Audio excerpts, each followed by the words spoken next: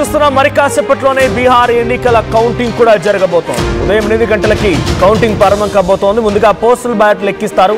మొత్తంగా 38 జిల్లాల్లో 46 కేంద్రాల్లో ఈ ఓట్ల కౌంటింగ్ జరుగుతోంది.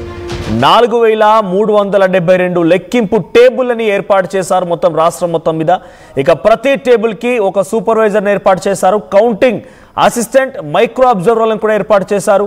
కౌంటింగ్ సెంటర్లో 2 అంచెల భద్రతా వ్యవస్థను ఏర్పాటు చేశారు. బీహార్లో మొత్తం 243 స్థానాలుంటే 122 స్థానాలు ఏ పార్టీ గెలుపొందుతుందో వారికి అక్కడ పట్టం కట్టబోతున్నారు. ఎన్డీఏ కూటమి వర్సెస్ మహాగఠబంధన్ రెండు అపోజిషన్గా ఉన్నాయి. సో చాలా పెద్ద ఎత్తున తీవ్రమైన ఉత్కంఠ రేపుతోంది ఎన్నికల ఫలితం. మొత్తంగా 2 దశల్లో కలిపి బీహార్లో 66.9% పోలింగ్ నమోదైంది. బీహార్లో 1951 తర్వాత ఇదే ఇంత అత్యధిక స్థాయిలో పోలింగ్ నమోదవడం అనేది 2020తో పోలిస్తే ఈసారి 9.84 అంటే సుమారుగా 10% పోలింగ్ ఎక్కువగా నమోదైంది. సో గతంలో మనం ఫ్యాక్టర్ కనుక గమనిస్తే అక్కడ మెయిన్ కాన్స్టిట్యుయెన్సీ సంబంధించి ఇప్పుడు నేను చెప్పే ప్రయత్నం చేస్తాను. బీహార్లో చాలా కీలకమైన నియోజకవర్గాలు. నితీష్ కుమార్ డైరెక్ట్గా ఎమ్మెల్సీగా ఉంటారు, అక్కడ ఎమ్మెల్యేగా కంటెస్ట్ చేయలేదు. సో తేజస్వి యాదవ్ ఏమో ఆర్జేడీ పార్టీకి ఇప్పుడు మహాగఠబంధన్ కూడా చీఫ్ ఆయనే. సో ఆయన ఇప్పుడు ముఖ్యమంత్రి అభ్యర్థి కూడా.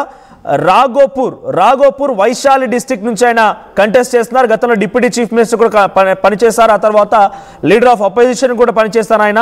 So Raghopur constituency, Vaishali district, RJD party నుంచి తేజస్వి యాదవ్. ఇక బిజేంద్ర ప్రసాద్ యాదవ్ జేడీయూ సుపౌల్ కాన్స్టిట్యుయెన్సీ నుంచి ఆయన కంటెస్ట్ చేస్తున్నారు. ఆయన క్యాబినెట్ మినిస్టర్గా, ఆయన జేడీయూ పార్టీలో చాలా కీలకమైన నేతగా కూడా ఉన్నారు. సో ఆయన అదే నియోజకవర్గాన్ని చాలా ఏళ్ళుగా ప్రాతినిధ్యం వహిస్తున్నారు. ఇక ప్రేమ్ కుమార్ బీజేపీ నుంచి Gaya town senior BJP leader. And Tarkishore BJP party నుంచి కథియార్ నియోజకవర్గం నుంచి. అనంత్ సింగ్ ఆర్జేడీ పార్టీ నుంచి మొకామా పాట్నా డిస్టిక్ నుంచి. ఇక చిరాగ్ పాస్వాన్ ఆయన లోక్ జనశక్తి పార్టీ. సో ఆయన ఈసారి కంటెస్ట్ చేయడం లేదు ఎక్కడ కూడా. సో అఖిలేష్ ప్రసాద్ సింగ్ ఆయన డైరెక్ట్గా ఎమ్మెల్సీగా వెళ్తారు కాంగ్రెస్ పార్టీ అభ్యర్థిగా. డైరెక్ట్ ఇక్కడ ఆయన అసెంబ్లీ ఎలక్షన్లో కంటెస్ట్ చేయడం లేదు. ఆ తర్వాత అఖ్తరుల్ ఇమామ్ ఆయన ఎంఐఎం పార్టీ తరఫున అమోర్ పూర్ణిమా డిస్టిక్ నుంచి కంటెస్ట్ చేస్తున్నారు. సో రాఘోపూర్ డైరెక్ట్గా తేజస్వి యాదవ్ కంటెస్ట్ చేస్తున్నారు. ఆయన కుటుంబం మొత్తం నుంచి కూడా అక్కడి నుంచి ఎక్కువగా ప్రాతినిధ్యం వహించింది. సో వైశాలి డిస్ట్రిక్ట్లో. ఇక Mokama Patna district high stakes constituency. So strong man political culture often contested by Anant Singh RJD నుంచి కంటెస్ట్ చేస్తున్నారు. అది చాలా పట్టున్నటువంటి నియోజకవర్గం ఆర్జేడీ పార్టీకి. బన్కీపూర్ పాట్నా డిస్ట్రిక్ట్ దగ్గర కూడా అది ప్రెస్టీజియస్ అర్బన్ సీట్. అది పాట్నాలోని బీహార్ రాజధాని పాట్నా నుంచి బంకీపూర్ అనేది చాలా కీలకమైన నియోజకవర్గం. సో ఇటువంటి నియోజకవర్గాలు ఉన్నాయి. ఇక మహువా నుంచి వైశాలి డిస్ట్రిక్ట్ తేజ్ ప్రతాప్ యాదవ్ గతంలో కంటెస్ట్ చేశారు. చాలా కీలకమైన స్థానం ఇది. సో ప్రజెంట్ అక్కడ గతంలో రిజల్ట్స్ మనం పరిశీలిస్తే 2020 ఎలక్షన్ సమయంలో ఎన్డీఏకి 125 సీట్లు ఉన్నాయి. మహాగఠబంధన్కి 110 సీట్లు గెలుపొందింది. ఇక అదర్స్ 8 స్థానాల్లో గెలుపొందారు. చాలా తక్కువ మెజార్టీతో అటు మొదట తేజస్వి యాదవ్, నితీష్ కుమార్ ఇద్దరు కలిసి ప్రభుత్వాన్ని ఏర్పాటు చేశారు. ఆ తర్వాత ముందుగా బీజేపీ నితీష్ కుమార్ కలిసి ప్రభుత్వాన్ని ఏర్పాటు చేశారు.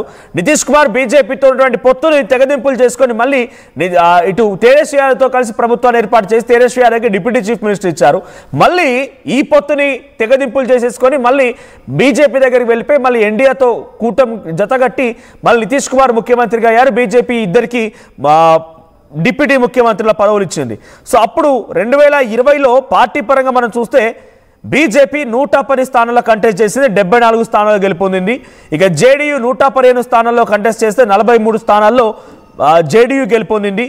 ఇక ఇలా వికాస్ ఇన్సాన్ పార్టీ అంటే ఎన్డీఏ తరఫున అప్పుడు విఐపి ఉంటే 11 స్థానాల్లో కంటెస్ట్ చేస్తే 4 స్థానాల్లో గెలుపొందింది. తర్వాత హెచ్ఐఎం హిందుస్థానీ అవామ్ మోర్చా 7 స్థానాల్లో కంటెస్ట్ చేసింది. ఎన్డీఏ కూటమిలో 4 స్థానాల్లో గెలుపొందింది. సో మొత్తంగా 37.9%తో ఎన్డీఏ కూటమి అప్పుడు అధికారంలోకి వచ్చింది. ఇక ఆర్జేడీ 144 స్థానాల్లో పోటీ చేస్తే 75 స్థానాల్లో గెలుపొందింది.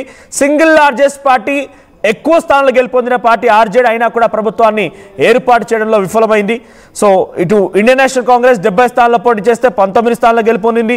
సిపిఐఎంఎల్ 19, 12 ఇలా అటు గెలుపొందిన పార్టీ 37.9%తో గెలుపొందితే ఇటు ఓడిపోయినటువంటి పార్టీ మహాగఠబంధన్ ప్రజెంట్ ఉన్నటువంటి పార్టీకి 37.9% ఓట్లు వచ్చినప్పటికీ సీట్లు రాక ఓటమి పాలైంది. సో ఓట్లు వచ్చాయి కానీ సీట్లు రాలేదు.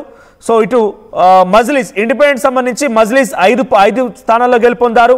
LJP 1, Bahujan Samaj party 1, independent అభ్యర్థులు 1 స్థానంలో గెలుపొందారు. సో మొత్తంగా గత 2020 రిజల్ట్స్ ఇవి. ఇక ప్రజెంట్ ఉన్నటువంటి ప్రభుత్వంలో ఎటువంటి సిచ్యువేషన్ ఉందో మీకు చెప్పే ప్రయత్నం చేస్తాను. 80 మంది బీజేపీలో ఉంటే 45 మంది జేడీయూలో ఉన్నారు, 4 హెచ్ఏఎంలో ఉన్నారు, ఇండిపెండెంట్లో 1 ఉన్నారు.